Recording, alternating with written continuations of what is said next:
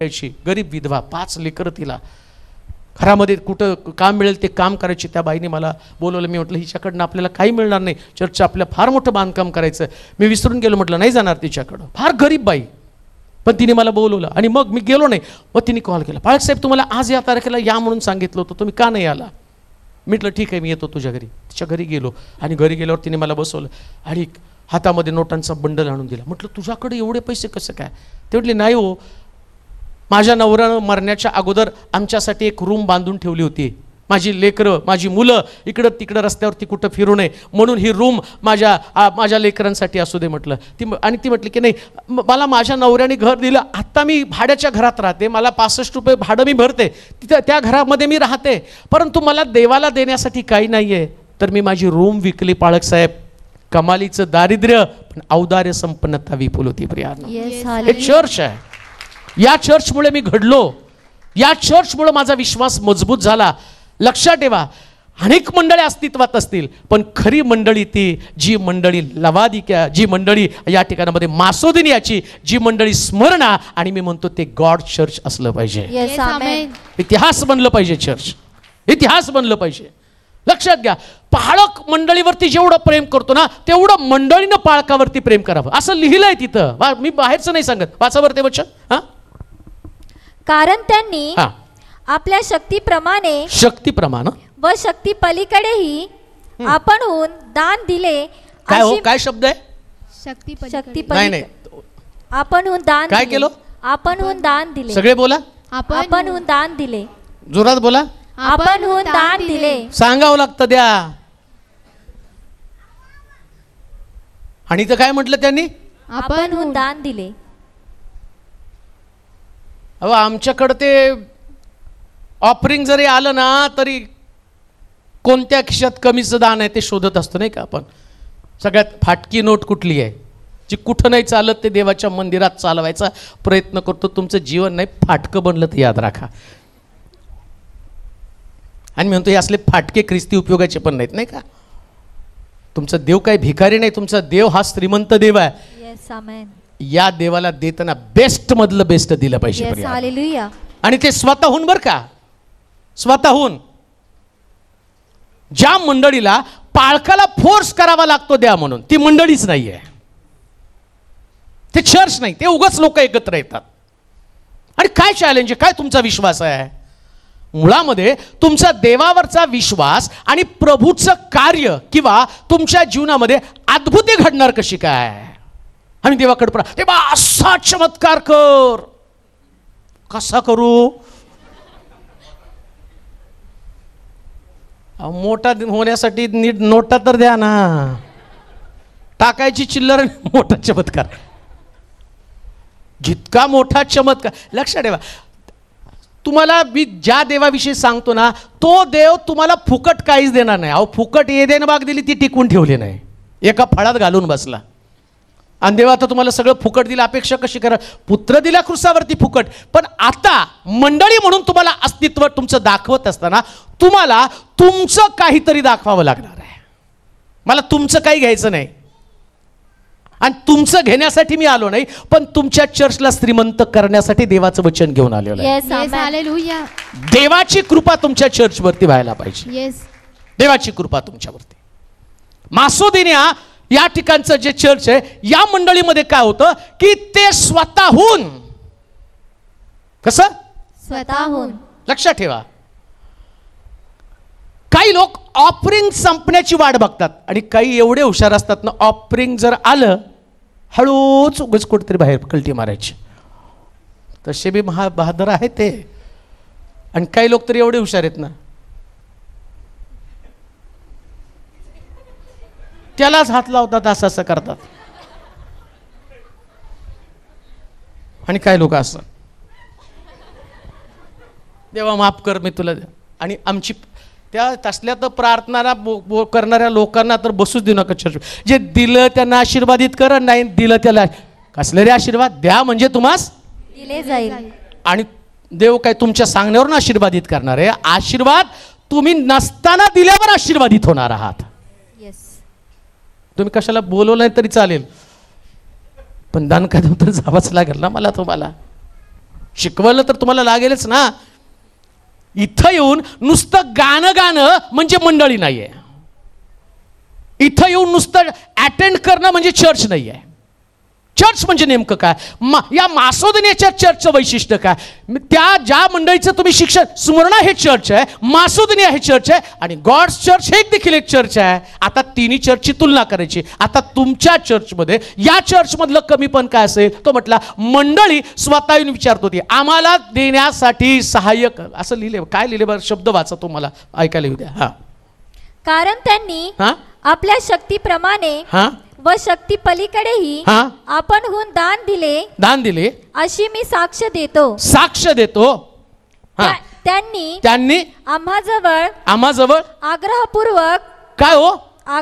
आग्रहपूर्वक मागितलं की पवित्र जनांची सेवा करण्यात आम्हाला सहकार्य करू. इथं पाळकाला सांगावं लागतं मीटिंग आहे, काय द्यायचं तर द्या.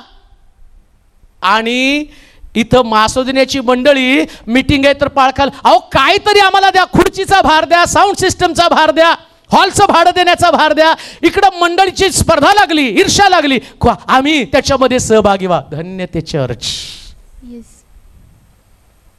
अजून एक गोष्ट मला सांगतो, फुकट देवाचं वचन ऐकू नका. फुकट देवाचं वचन ऐकू नका. आणि आम्ही म्हणतो काय मौल्यवान वचन, 10 पैसे रुपया टाकला, इतकं मौल्यवान वचन आहे. लक्षात घ्या, जगातली राष्ट्र श्रीमंत का झाले माहिती का? त्या राष्ट्राला देण्याविषयीचं महत्त्व कळालं म्हणून जगातली राष्ट्र श्रीमंत झालेली आहेत. आणि बाकीचं सोडा हो, ज्यांना खऱ्या देवाची ओळख नाही ना, ते सुद्धा त्यांच्या देवासमोर सोनं नाणं एवढ्या मोठ्या रकमा टाकतात. पण आमचे लोक पेंटर आणि कार्पेंटरमध्ये का अडकले माहिती का? यांनी कमालीचं दारिद्र्य घेऊन तसेच बसलेले आहेत. पण जेव्हा मंडळीला लोक उठतील आणि रिक्वेस्ट करतील सेवकाला, आम्हाला सहभागी होऊ द्या, सेवा करण्यामध्ये आम्हाला सहभागी होऊ द्या, मला आनंद वाटतो. आज या मीटिंगमध्ये काही लोकांनी, कुणीतरी सिस्टरनं कोण दिलेत माहीत नाही, मीटिंगला आहेत का नाही, त्यांनी आम्हाला एवढा मोठा डबावरून केक पाठवले. खातो तर आम्ही 2, त्यांनी डबाभर केक पाठवले. याचा अर्थ काय हो माहिती का? जेव्हा तुम्ही काहीतरी करताना, ते मी खाणार नाही खाणार हा प्रश्न वेगळा आहे, पण सेवा करण्याची जी तुमची तळमळ आहे, तुम्हाला वाटतं ना त्याच्यामध्ये सहभागी व्हावं. आणि याचा परिणाम काय होतो? परमेश्वर त्या मंडळीतल्या लोकांना तो काय म्हणत आहे की तुमची औदार्य संपन्नता विपुल झालेली आहे. या चर्चकडे प्रभू पाहिल ना. लक्षात ठेवा, स्मरणानंतर जे दुसरं चर्च, जी लवादिक्याची मंडळी, आणि या मंडळीनंतर कोणती मंडळी असली पाहिजे? तर तुमच्या मंडळीने म्हटलं पाहिजे, रडलं पाहिजे, तेव्हा तसलं हृदय आम्हाला दे की आमची सेवा वाढावी, एवढं तो आम्हाला दे, एवढं तो आम्हाला दे. अशा पद्धतीची कृपा तुम्हाला पुरव. लक्षात ठेवा, जर देवाचं राज्य वाढायला पाहिजे तर देवाच्या राज्यामध्ये वाढ होण्यासाठी तुम्हाला तुमचं अंतःकरण, तुम्हाला कोणी आग्रह करता कामा नये, तुम्ही रिक्वेस्ट करा. पाळकानं म्हटलं पाहिजे आता बंद नाही, आता तुम्हाला नाही तर संधी, तुम्हाला दुसऱ्या लॉटमध्ये तुमचा नंबर लागणार आहे. अहो एवढी तळमळ पाहिजे. आता मला वाटलं पाहिजे अरे मला सेवा करायची संधी. लक्षात ठेवा, हे देणं म्हणजे सेवा आहे. देणं म्हणजे साधी गोष्ट नाही, ती सेवा आहे. आम्ही म्हणतो नाही पाळक साहेब आम्हाला तुमच्या सेवेची संधी द्या. म्हणजे काय करा? आम्हाला माईकमध्ये गायला द्या. तुम्हाला वाटतं ती सेवा? आम्हाला माईकमध्ये गायचं आहे, आम्हाला आणि प्रार्थना करायची, ती सेवा नाही. यामध्ये कोणती सेवा आहे? तो म्हणतो देण्याविषयीची सेवा आहे, तसली सेवा. आणि म्हणून स्मरणा जे चर्च आहे आणि त्या चर्चमध्ये या सगळ्या गोष्टी. आता अंत करूया दानिएलच्या, याचा अंत करू म्हणजे आपल्याला समजेल की त्या ठिकाणामध्ये ही जी मंडळी किती अद्भुत प्रकारची मंडळी होती. आणि या मंडळीचं वैशिष्ट्य जे त्या ठिकाणी सांगितले प्रकटीकरणाच्या पुस्तकाच्या 2ऱ्या अध्यायाच्या 10व्या वचनामध्ये आपण पाहणार आहोत. 2रा अध्याय 10 वचन. मग आपण पुढच्या चर्चकडे जाणार आहोत. तुला जे काही सोसावे लागणार आहे त्याचे भय धरू नको. पहा तुमची परीक्षा व्हावी, तुमची परीक्षा व्हावी म्हणून सैतान तुम्हापैकी कित्येकास तुरुंगात टाकणार आहे आणि तुमचे 10 दिवस हाल अपेष्टात जातील. मरेपर्यंत तू विश्वासू राहा. कुठपर्यंत चर्चनं विश्वासू राहावं? मरेपर्यंत. कुठपर्यंत विश्वासू राहायचं? म्हणजे हे चर्च तुम्ही कधी सोडायचं? मेल्यावर. कधी सोडायचं? बोला की हो. आमचं जरा काही बी नसलं, त्याने माझ्याकडे असंच बघितलं, बाळकाने मला प्रेज द लॉर्डच नाही केलं, याने माझ्या हातातच हात दिला नाही आणि त्यांनाच निमंत्रण दिलं, कॅरलला त्यांच्याच घरी गेले. अरे काय किरकिर किरकिर किरकिर किरकिर किरकिर किरकिर. कोंबडी तरी जरा त्या अंड्यावर बसल्यावर कमी कॉक कॉक करते. एवढं तुमची कॉक कॉक मंडळी, या मंडळात चालवणारे आम्ही पाळक. जरा काय नाही, जातो आम्ही दुसऱ्या चर्चला. इथं नाही पटलं की दुसरं, तिथं नाही पटलं की तिसरं, तिथं नाही पटलं की चौथं. फिरत राहा, वना भटकत राहा. स्मरणा चर्च हे चर्च विश्वासू चर्च आहे. अपमान होऊ द्या. मी तर म्हणतो मंडळीतल्या लोकांनी एवढं खंबीर असलं पाहिजे ना. त्याने असं म्हटलं पाहिजे. माझ्या चर्चमध्ये काही लोक म्हणतात पाळकानं हाताला धरून बाहेर काढलं तरी आम्ही जाणार नाही. ते चर्च आहे. काही लोक तर मला म्हटले तुम्ही चर्चमध्ये नाही बसू दिलं तर आम्ही बाहेर खुर्ची टाकून बसून ऐकून जाऊ, पण आम्ही चर्च सोडणार नाही. नाहीतर हे पिचके लोक जरा काय झालं की निघाले, नाही आम्ही येणारच नाही तुमच्या चर्चला. नाही, तुम्ही नाही आला तर आत्मा येणार नाही. जावा कुठं फिरता तिथं फिरा. विश्वासू चर्च कुठपर्यंत? कुठपर्यंत? जोरात बोला. कुठपर्यंत?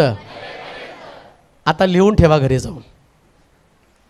मरेपर्यंत जी मंडळी एकाच ठिकाणामध्ये बिलगून राहते. लक्षात ठेवा, सगळीकडे यहुदा इस्करियोत आहेत, सगळीकडे पेत्र आहेत, सगळीकडे थोमा आहेत, सगळीकडे आहेत. कोणत्या चर्चमध्ये या प्रकारचं वैशिष्ट्य असणारे लोक नसतील असं होणारच नाही. कुठंच नाही. बेनिनकडं नाही, यांगीचावकडं नाही, तंगयाकडं नाही, माझ्याकडं सुद्धा नाही आहेत. लाख मी किती घसात आडून सांगू द्या, मी तुम्हाला लाख सांगितलं तर मला जाऊन तिथं माझ्या लोकांना बडवाच लागतं ना. हे सगळीकडेच असणार आहे. प्रॉब्लेम असं नाही की आता मी तुम्हाला सांगायला लागलो, मग बरेच लोक मग पाळक साहेब एवढं सांगतात. माझ्या चर्चमध्ये पण तीच बोंब आहे ना. घरोघरी मातीच्याच चुली. सगळीकडे असणार आहे ते. पण लक्षात ठेवा, आम्ही इतके मजबूत लोक असले. बरं, याचा परिणाम काय? विश्वासूपण जर तुमच्याकडे असेल, काय विश्वासूपणाचं प्रतिफळ काय असणार आहे मंडळीला?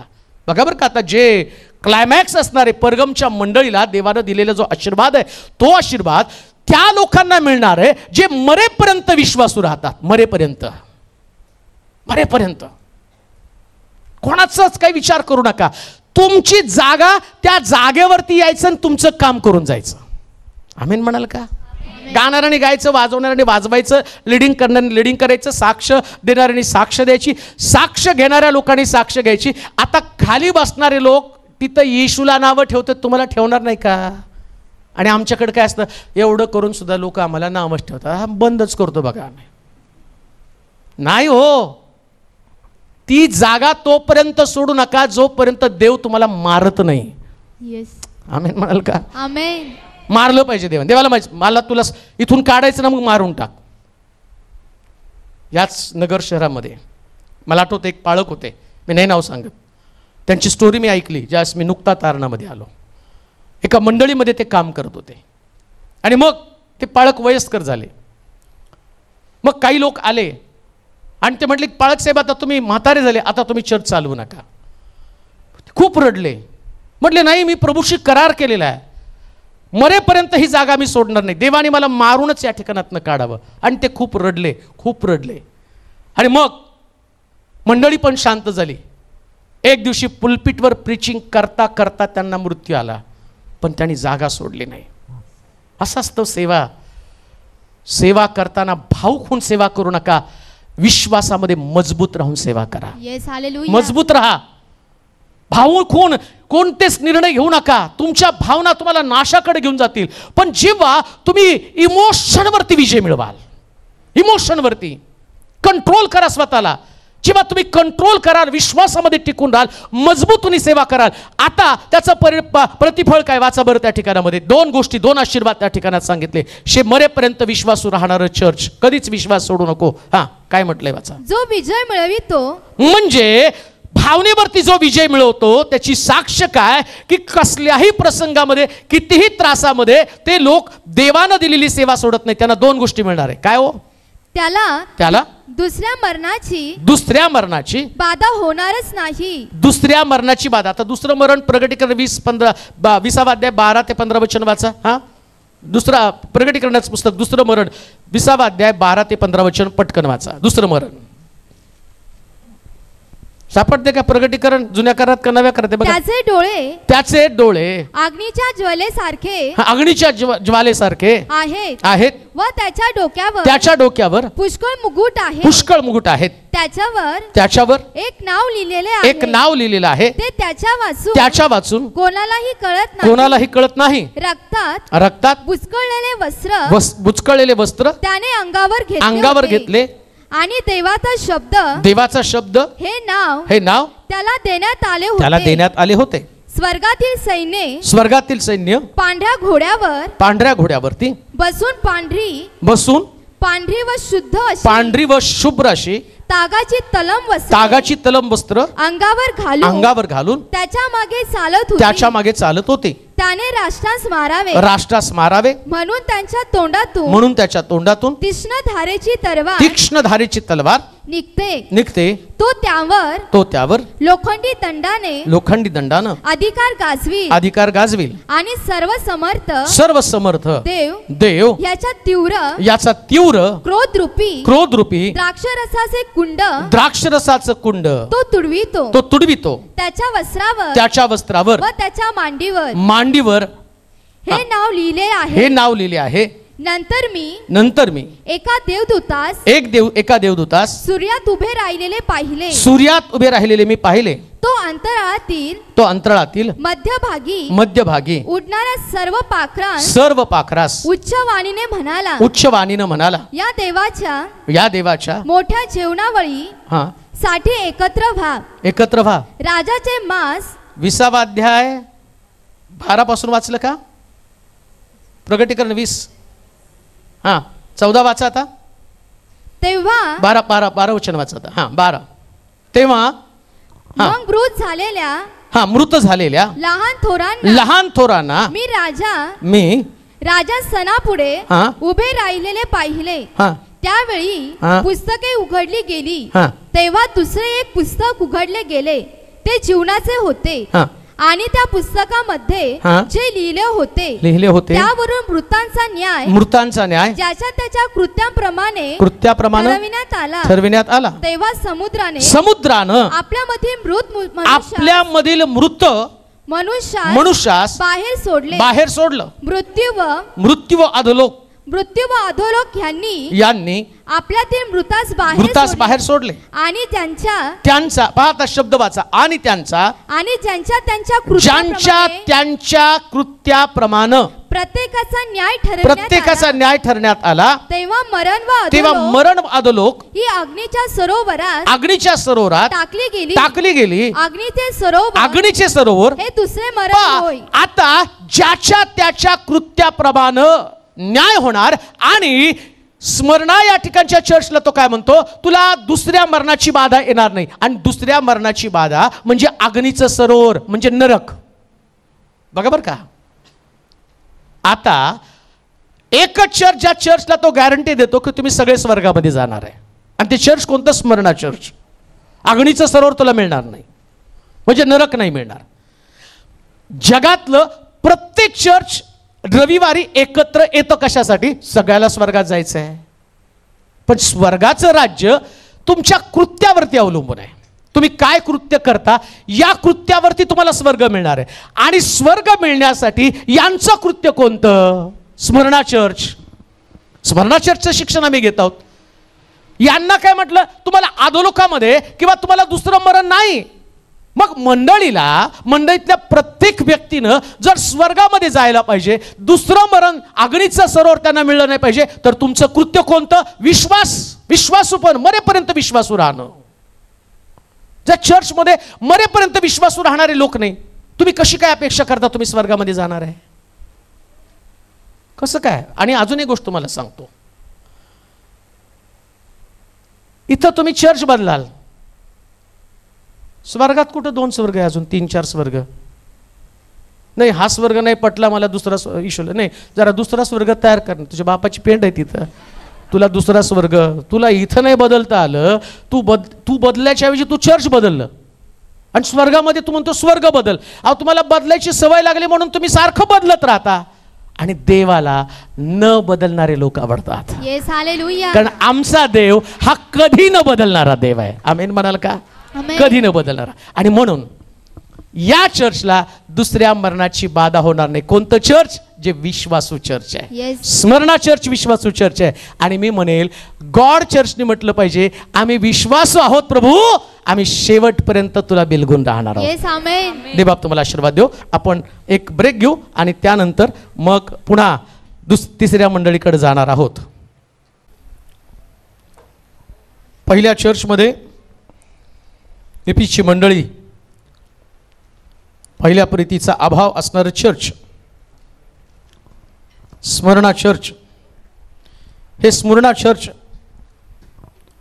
वैशिष्ट्यपूर्ण चर्च, ख्रिस्ताचं प्रेम असणारं चर्च आणि देवाच्या मनाला भावलेलं चर्च आहे. परिपूर्ण चर्च. ज्या पद्धतीचं ते चर्च असायला पाहिजे तसलं एक चर्च आहे. परंतु तिसऱ्या चर्चला एक ऐतिहासिक असणारी पार्श्वभूमी आहे. त्यांचा भूतकाळ जर तुम्ही बघितला, आउटस्टँडिंग, म्हणजे तुलनाच होऊ शकत नाही इतकं जबरदस्त चर्च. परंतु वर्तमान काळामध्ये त्या चर्चचं जर परिस्थिती तुम्ही बघितली, त्याच्यासाठी आपण वचनाकडे जाऊया. प्रकटीकरणाच्या पुस्तकामध्ये 2 अध्याय 12 पासून 17 पर्यंतचं वचन. अद्भुत चर्च आहे. परगम या ठिकाणचं ते चर्च, परगम या ठिकाणची ती मंडळी, आणि या मंडळीमध्ये काय वास्तव त्या मंडळीचं आहे, कशी सुंदर चर्च होतं ते आम्ही वाचणार आहोत. परंतु आत्ता चर्चची अवस्था काय आहे ते आम्ही पाहणार आहोत. हां. परगम येथील मंडळीच्या दूताला लिही, मंडळीच्या दूताला लिही, ज्याच्या जवळ तीक्ष्ण दुधारी तलवार आहे, तीक्ष्ण दुधारी तलवार आहे. तो असे म्हणतो, तू कोठे राहतोस, हे मला ठाऊक आहे. सैतानाचे आसन आहे तेथे. तू माझे नाव दृढ धरून राहिला आहे. आणि जेथे सैतान राहतो तेथे माझा साक्षी माझा विश्वासू अंतिपा जो तुम्हामध्ये जीवे मारला गेला त्याच्या दिवसातही तू माझ्यावरील विश्वास नाकारला नाहीस. तथापि तुला थोड्या गोष्टीविषयी दोष देणं मला प्राप्त आहे. त्या ह्या की बलामाच्या शिक्षणाप्रमाणे चालणारे लोक तेथे तुझ्याजवळ आहेत. त्याने मूर्तीला दाखविलेलं नैवेद्य खाणे व जार कर्म करणं हे अडखळण इस्रायलाच्या संतानापुढे ठेवण्यास बालामाला शिकवलं. तसे निकलाइताच्या तशाच प्रकारच्या शिक्षणाप्रमाणे चालणारे लोकही तुझ्याजवळ आहेत. म्हणून पश्चाताप कर, नाहीतर मी तुझकडे लवकरच येईल. आपल्या तोंडातल्या तलवारीने त्यांच्या बरोबर लढेल. आत्मा मंडळास काय म्हणतो हे ज्याला कान आहे तो ऐको. आता एक मंडळी वास्तव तिचं पहा. या मंडळीमध्ये ज्या पद्धतीचे लोक आहेत, त्या मंडळीचे पास्ट किंवा त्याची पार्श्वभूमी, हे चर्च इतकं अद्भुत चर्च आहे. आणि या चर्चला एक इतिहास आहे. बरं, या मंडळीला जर तुम्ही बघितलं, ही ठेवली कुठं, हे चर्च आहे कुठं? सैतानाचं आसन जिथं आहे, म्हणजे जिथं सगळे पाप करणारे लोक आहेत, चांगले लोक नाहीत. बरं, अवतीभोवती सगळे पाप करणारे लोक आहेत. आता तुम्हाला थोडीशी स्टोरी जर उत्पत्तीच्या पुस्तकामध्ये तुम्ही पाहिली तर लोट सदोम गोमोरामध्ये राहत असताना ज्या प्रकारची लोटाची परिस्थिती, अगदी सदोम गोमोरासारखं ते लोक आहेत. म्हणजे त्या भागामध्ये असणारं ते चर्च आहे, त्या भागातलं चर्च बरं का. आता त्याचा परिणाम काय झाला मंडळीमध्ये ते तुम्हाला त्याच्यातनं समजणार आहे. हे नुसतं वाचल्यावर तुमच्या नाही लक्षात येणार आहे. सैतानाचं आसन जिथं आहे किंवा अवतीभोवती सगळं सैतानी काम करणारे लोक आहेत. कुठलं पाप त्यांच्याकडं नाही असं नाही आहे, सगळे पाप आहे त्यांच्याकडं. अगदी व्यसनापासून, व्यभिचाराचं पाप आहे, जारकर्माचं पाप आहे. तुम्ही जर लोटाच्या काळामध्ये सदोम गोमोराची परिस्थिती बघितली तर असं लिहिलंय, ज्यास ते 3 देवदूत अब्रामानं विनंती केल्यावरती सदोम गोमोरामध्ये गेले, तर त्या ठिकाणामध्ये त्या पुरुषांनी, सदोम गोमोरातल्या पुरुषांनी पाहिलं की काहीतरी सुंदर पुरुष लोटाच्या घरामध्ये गेलेत. तर त्या पुरुषांवर तिथल्या लोकांची नजर गेली आणि पुरुषांवर बलात्कार करण्यासाठी, म्हणजे देवदूतांवर बलात्कार करण्यासाठी तिथले लोक टपलेले होते. एवढं भयानक पाप सदोम गोमोरामध्ये. बरं, इतकी त्यांची मनोवृत्ती वाईट होती सदोम गोमोराची की लोट काय करतो माहिती का, तो म्हणतो हे देवाचे पुरुष आहेत, यांना तुम्ही सोडा, लागलं तर माझ्या मुलींवर बलात्कार करा. आत्ता तुम्हाला जे वाटतं ना, तुम्ही म्हणता की नाही, आत्ताची परिस्थिती बघितलं तुम्ही, रोज पेपरला जर बातमी बघितली तुम्हाला तेच दिसतं. 4 वर्षाच्या मुलीवरती त्या शिपायानं बलात्कार केला. त्यानंतर तुम्ही बघता की 19 मुलींवरती, 19 मुलींचा विनयभंग झाला. आजचीच बातमी, आजची का कालची बातमी, 19 मुलींवरती विनयभंग झाला. त्यानंतर आम्ही पाहतो की एका मुलीवरती 5 जणांनी बलात्कार करून तिला जंगलामध्ये टाकून दिलं. हे सगळं अशाच प्रकारचं चित्रण त्यावेळेस होतं. आणि मंडळी तिथं होती आणि ती मंडळी, त्या मंडळीची पास्ट जर बघितलं, त्याची पार्श्वभूमी, अशा ठिकाणामध्ये राहून या मंडळीनं आपलं पावित्र्य टिकवून ठेवलं, शुद्धता टिकवून ठेवलेली आहे. लक्षात घ्या, चर्च नेहमी अशा ठिकाणामध्ये असतं की जिथं लोकांना उद्धाराची गरज आहे, लोकांना उद्धाराची गरज आहे. जर चांगल्या लोकांमध्ये अपेक्षा करू नका. नाही, आम्ही म्हणतो की अशा लोकांमध्ये जिथं सगळे हाय पाय. लोटाचं आम्ही पाहतो की काय भाऊ त्याचं नाव सुद्धा विचारलं, योना नाही का, नोहा, योना, लोट सगळं एकत्र झालं. योनाला निनिवे नको होतं. का निनिवे नको होतं? तिथले लोक फार पाप करणारे लोक आहे. असं लिहिलं, त्यांच्या पापाची ओरड स्वर्गापर्यंत आली, त्यांचं पाप स्वर्गापर्यंत गेलं. मग योनाला काय पाहिजे होतं? त्याला अशा लोकांमध्ये सेवा पाहिजे होती की ज्या ठिकाणचे लोक सहज जातील आणि वचन स्वीकारतील. आम्ही म्हणतो नाही का, असं पाहिजे गेलो की 100 लोक आमच्या बरोबर यायला पाहिजे. तसं होत नसतंय. सेवा करताना तुम्हाला असे लोक सापडतील सगळे पापी आहे. अजून एक गोष्ट तुम्हाला सांगतो, जगामध्ये राहून जग तुमच्यामध्ये येऊ देऊ नका. तुम्ही जगामध्ये राहून तुमच्यातला ख्रिस्त जगाला द्या. हे चर्च आहे बरं का. जगात राहून जग तुमच्यामध्ये आलं तर चर्चचा फायदा काय? समजा जगात तुम्ही गेला आणि जगातला व्यभिचार तुमच्यामध्ये आला आहे, घडलंय, हे मंडळी ते घडलंय बरं का. परगमचं जे चर्च आहे ना, त्या चर्चमध्ये ते घडलंय. तुम्हाला कळेल पुढं पुढं काय काय घडलेलं आहे ते. आता सगळे पापी लोक आहेत तिथं. त्याच्या संबंधानं म्हटलं की सदोम गोमोरा सारखी त्यांची स्थिती आहे. वाचा बरं ते वचन, 12 वचन. कुठे आहे ती मंडळी? परगम येथील मंडळीच्या दूताला लिही. दूताला लिही. ज्याच्या जवळ तीक्ष्ण दुधारी तलवार आहे, तो असे म्हणतो, तू कोठे राहतोस? कोठे राहतोस हे मला ठाऊक आहे. मला ठाऊक आहे. सैतानाचे आसन आहे. सैतानाचे आसन आहे तेथे. म्हणजे जिथं सगळी सैतानाची सत्ता आहे, सगळं सैतानी काम आहे. मटका असेल, जुगार असेल, वेश्या व्यवसाय असेल, पाकिटमार आहेत, खून करणारे दरोडेखोर आहेत, जारकर्मी आहेत, लोभी आहेत, सगळे घाणेरडे लोक आहेत. आणि अशा ठिकाणामध्ये तू राहतोस म्हणजे तुमचं चर्च तिथं आहे. या परगमच्या मंडळीचं जे वैशिष्ट्य आहे बरं, अशा ठिकाणी राहता राहता इकडं शेवटी त्या मंडळीला प्रभू दोष देतो. काय दोष देतो माहिती का? जर तू बदलला नाही, पश्चाताप केला नाही, तर माझ्या मुखातली तलवार येऊन तुझ्याबरोबर लढेल.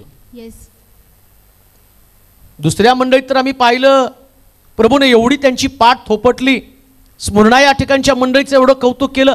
आता तो पुन्हा परगमच्या मंडळीमध्ये येतो. परगमच्या मंडळी हे ट्रॅडिशनल चर्च आहे. ऐका बरं का, ट्रॅडिशनल चर्च म्हणजे जुनं चर्च.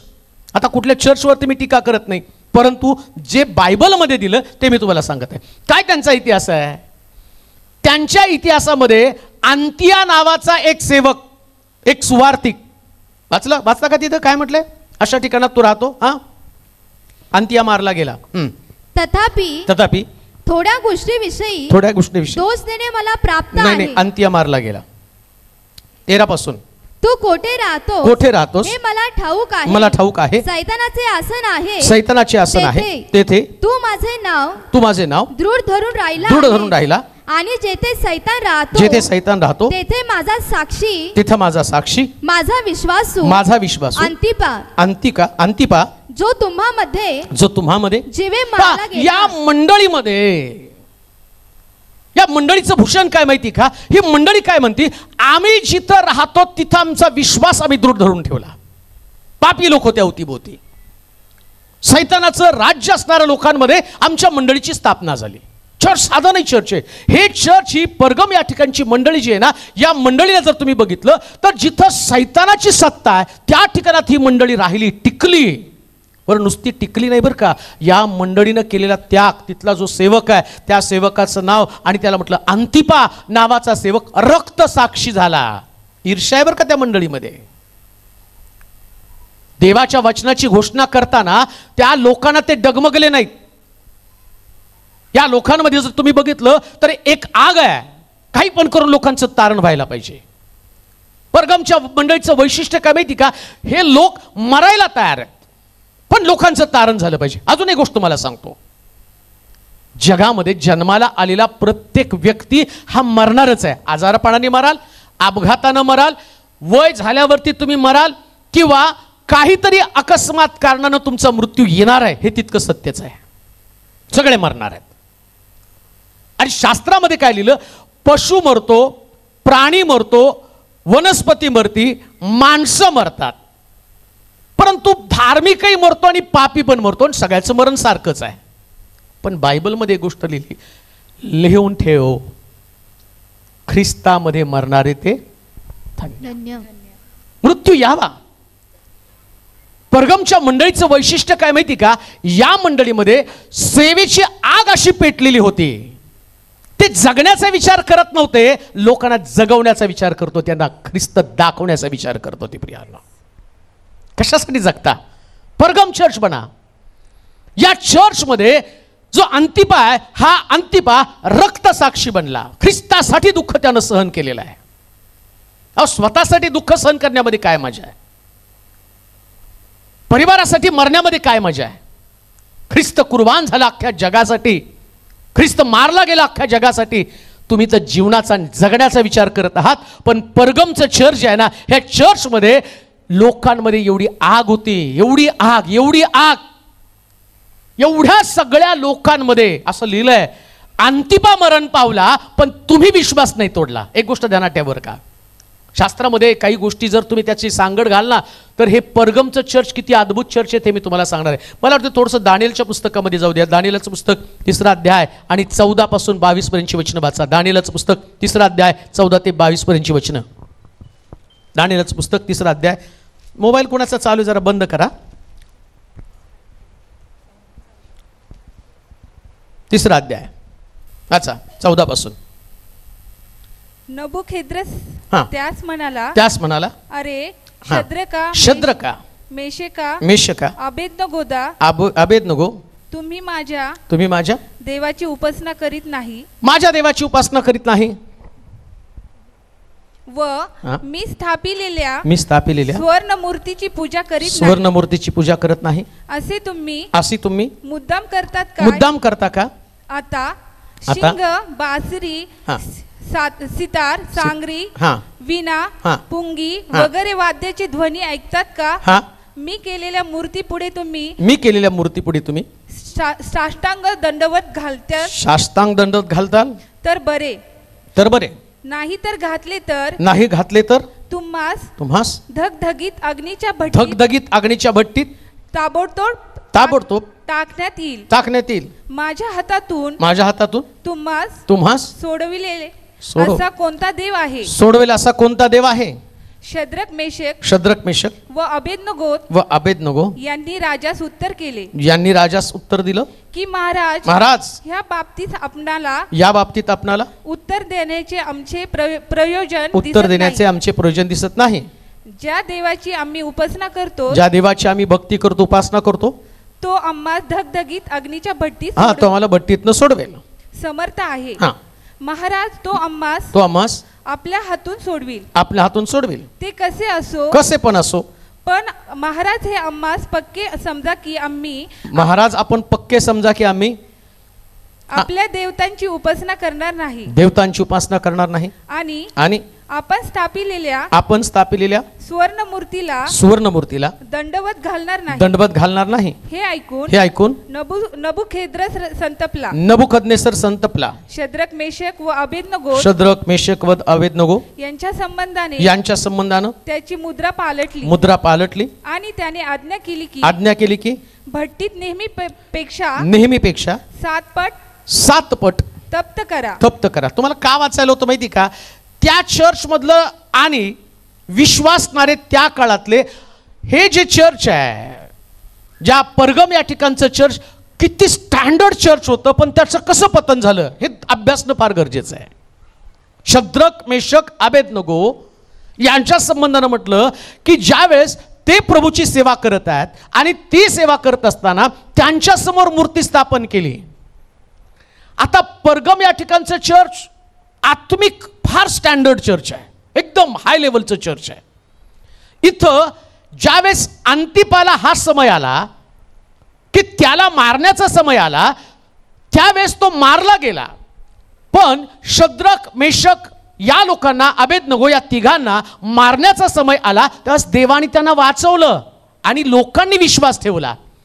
पण या ठिकाणची जी मंडळी, परगम या ठिकाणची मंडळी, यांच्या समोर अंतिपा मेला आणि तरी त्या मंडळीने विश्वास टिकवून ठेवला. लक्षात ठेवा, काही वेळेस तुम्ही अद्भुत साक्षी पाहता मग विश्वास ठेवता.